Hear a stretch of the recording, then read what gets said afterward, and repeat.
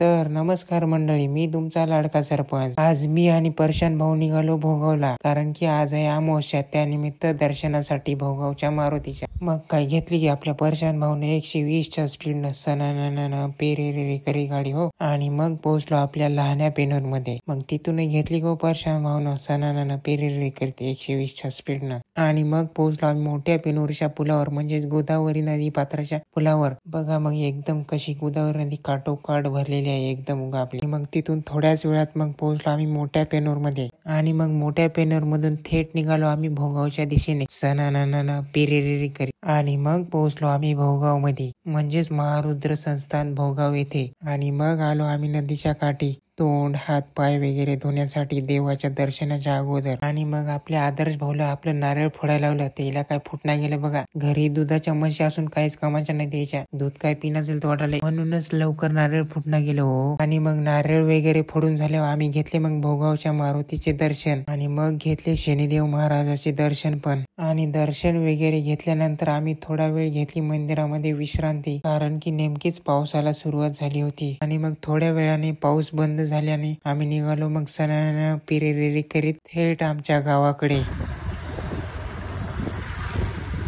गाड्या चांगल्या असल्या काय